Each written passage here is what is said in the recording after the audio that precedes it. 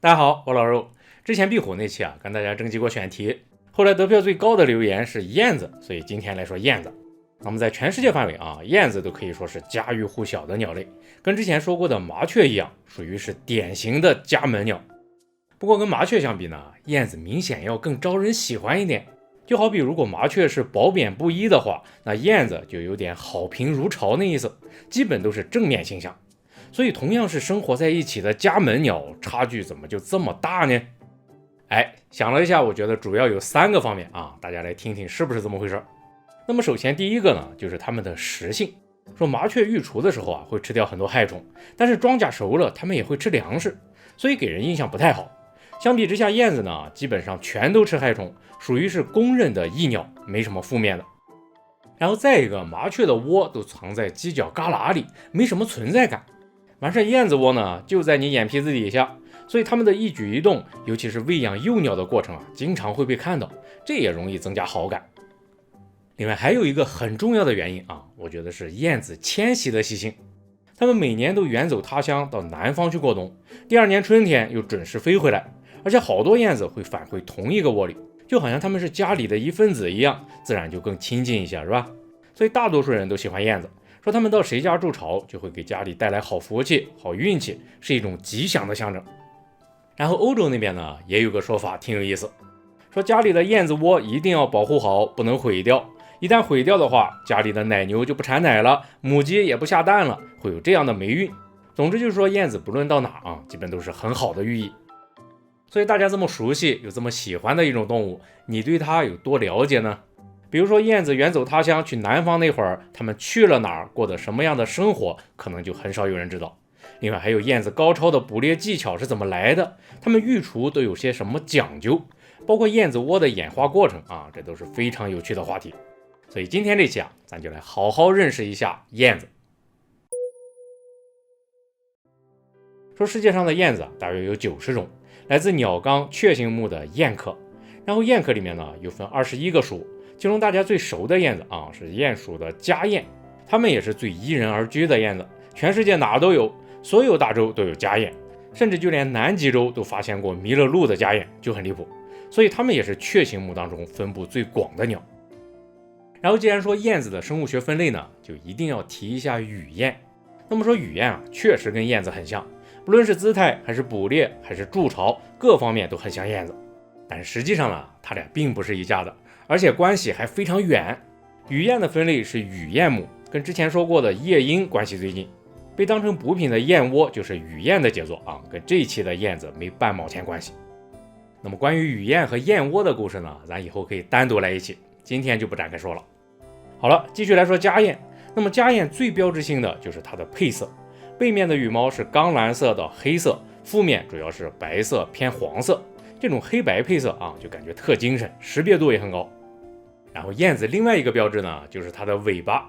都说燕子尾巴像剪刀是吧？它们外侧尾羽长得特别修长，形成一个大分叉，非常有特色。所以燕尾这个词也就被用在了很多地方。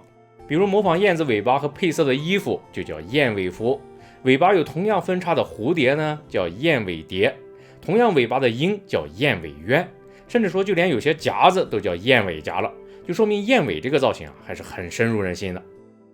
然后从体型来说呢，燕子属于是种小型鸟类，比麻雀稍微大一点。不过燕子的身体更细长，更偏流线型，翼展也要大很多。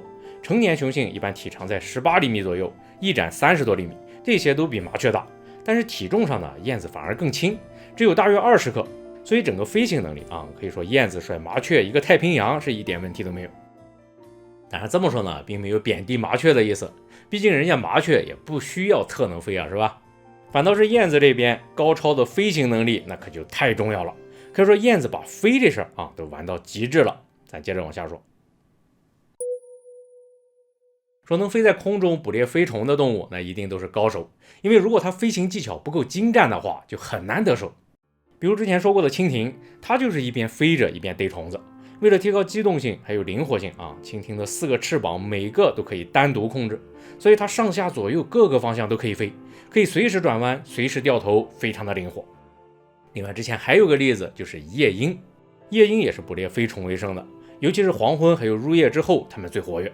那么虽然飞行技巧跟蜻蜓没法比啊，但是夜莺在鸟类当中那也是相当厉害了，因为它们翼展非常宽，翅膀是细长型的，然后尾羽还特别长，这都是飞行高手的标配。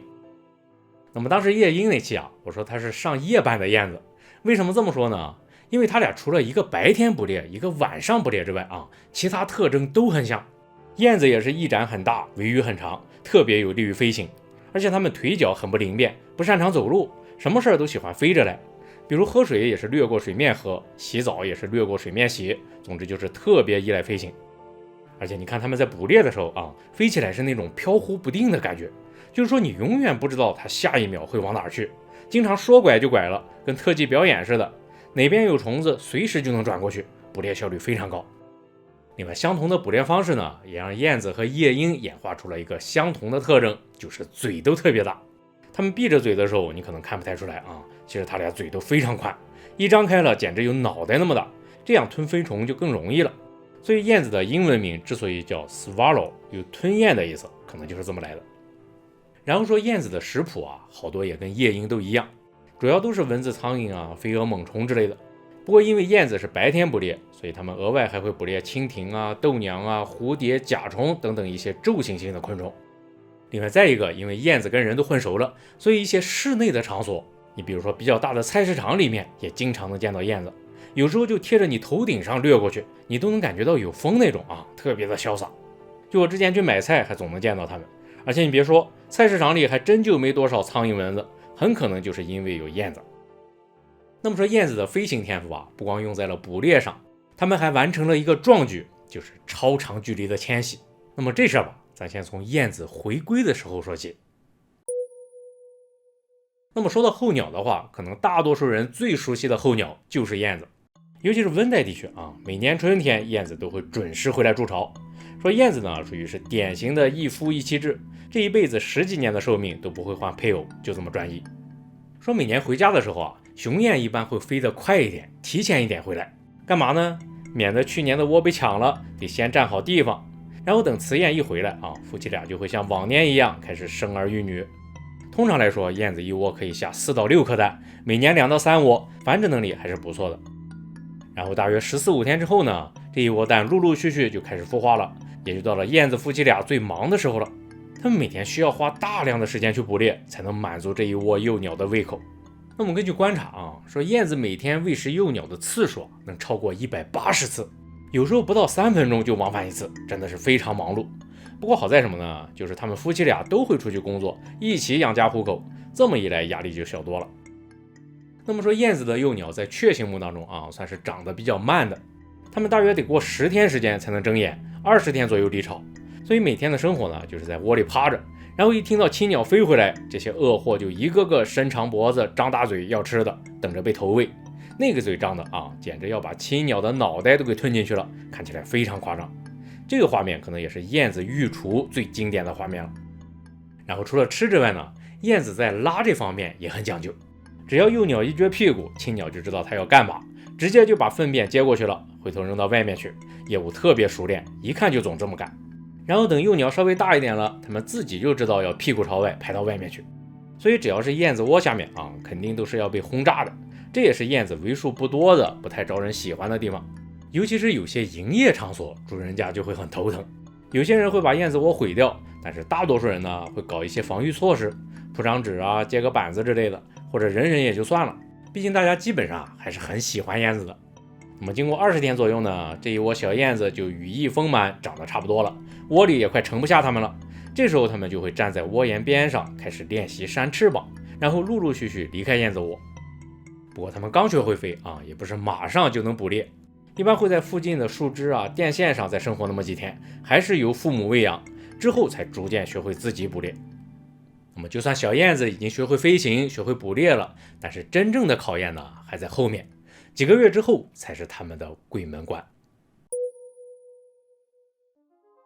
说每年夏末秋初的时候啊，有些地方会出现一种奇观，就是成千上万只燕子啊，全都聚在一起过夜。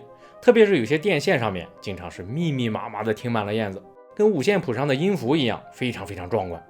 然后这些燕子呢，一般是入夜的时候聚过来，天一亮就飞走了，好像就是借宿一下而已。所以这些燕子是在干嘛呢？要睡觉的话，回窝睡不好吗？这个要说一下，其实对燕子来说啊，它们的窝就是个下蛋育雏的地方。只要幼鸟们都会飞了，都离巢了，燕子基本也就不回窝了。那么实际上，它们之所以成千上万聚在一起是在为迁徙做准备。因为燕子迁徙的距离通常非常远，比如东亚的燕子一般要迁徙到东南亚，甚至南半球的澳大利亚去。然后欧洲的燕子呢，会一路飞越地中海和撒哈拉沙漠，跑到南非去过冬，单程10000公里以上，那都是常有的事儿。尤其是对于燕子来说考虑到它们体型这么小，只有20克左右，能进行这么长距离的迁徙，那也是非常不可思议了。那么为了能飞到目的地呢，燕子必须要储备充足的能量才行，所以它们才聚集到了一些食物更多的地方，比如说沼泽湿地芦苇荡之类的。有时候晚上休息就聚到附近村镇上休息，是这么回事。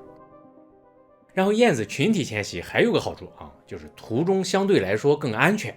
首先，成千上万只一起飞呢，可以减少一定的风阻，飞得更省力一点。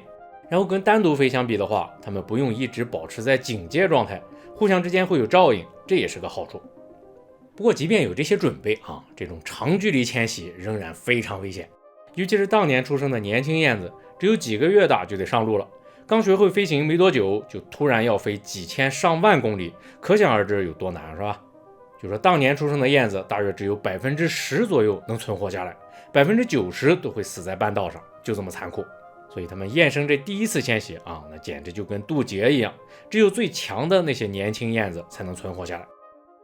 然后幸存的燕子到了越冬地呢，生活就比较随意了，不需要生儿育女，也就不需要筑巢，随便找个食物充足的地方，一大群就可以住下来。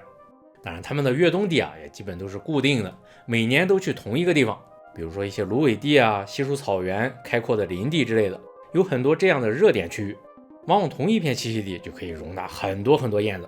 比如说尼日利亚就曾经观察到150万只燕子生活在一起，好家伙，飞起来遮天蔽日的，跟他们在北方安个小家出双入对那完全是不一样的活法，自然也就没有屋檐底下泥巢里那种家的感觉了。所以接下来咱就来说说家燕的泥巢是怎么演变出来的。说燕科里面大约90种燕子，但并不是所有燕子都是筑泥巢的，筑泥巢的大约有40种。而且从演化关系来看呢，燕子家族是后来才出现的泥巢，这个从现存的几种燕子也能看出来。你比如说早期分化出来的非洲河燕它们筑巢就在河边的沙地上挖个洞就可以了。但是这种巢穴呢，天敌比较多，容易被挖开，并不是很安全。所以后来燕科里又分化出了沙燕。沙燕在哪筑巢呢？在河岸边的土崖上，离开地面几米高的地方，在这儿挖洞筑巢就安全多了。不过这个方案呢，也有个缺点，就是这样的土崖毕竟不是很多是吧？所以也就意味着适合它们的地方其实非常有限，很难扩张数量。然后再后来呢，燕科当中又出现了崖燕，崖燕就已经是咸泥筑巢了。说它们的唾液里面含有丰富的黏蛋白，可以当粘合剂。崖燕先从河边的泥滩上捉一嘴泥，飞到崖壁上找个遮挡，然后再混合上自己的口水，就是优良的建筑材料了。这就相当于沙子里面掺水泥一样干透了会非常结实。那么燕子筑这么个泥巢呢，大概得来回1000多趟，花几周时间才能造好，还是蛮辛苦的。但是考虑到它安全性又好，又可以用很多年，而且适合建造的地方也比较多，什么崖壁山洞里面都可以，总体来说性价比还不错，所以就沿用下来了。这就是泥巢的来历。那么再后来呢，人类建筑开始出现的时候，泥巢燕子们可就太高兴了。这些建筑不但能遮风挡雨，而且墙面还非常规整，就特别适合筑泥巢，比那些崖壁可舒服多了。所以有些燕子就大着胆子跟人类住在了一起。然后因为它们食虫这个特性呢，人类倒也不讨厌它们，也就任由它们在眼皮子底下筑巢繁衍，一起生活了。这就是包括家燕在内的各种依人而居的燕子。好了，那么燕子的故事就说到这儿了。大家还想听什么动物或者其他什么话题欢迎在下面留言吧。